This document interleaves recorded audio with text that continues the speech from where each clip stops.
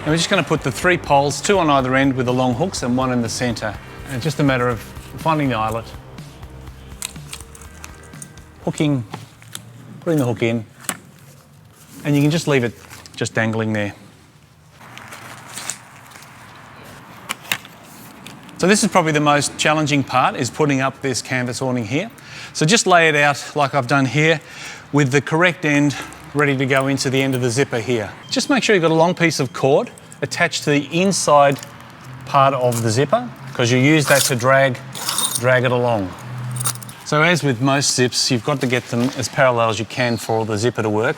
But we're just going to feed that into the zip housing itself. Make sure it's all the way in, and then just start the zip. Get a bit of a start. So once you've started the zip, just go in behind the awning and just grab the cord, and then just lift the canvas up. You might have to step on the steps to get a little bit of height, and just try bringing the canvas up so that you're making the zip on the awning as parallel to the main zip as possible. So once you're in here, get inside under the awning and bring the zip as close as you can to each other. And then just take it up over that rise, and then you're pretty much home and hosed after that. So we're going to take pole 3 and we're just going to feed the spigot end into the hole and into pole number 1. Then we're going to find the eyelet on the canvas. And we've got the clamp loose on pole number 1, we're just going to walk that out as far as it'll go. And just extend the pole and then lock it up. Then just lock that overhead pole. At this point, if you're at a campground, you could probably guy rope this down. We are not at a campground, so I'm just going to gently let that stand there on its own. It should balance. And then I'm going to go ahead and do the end poles.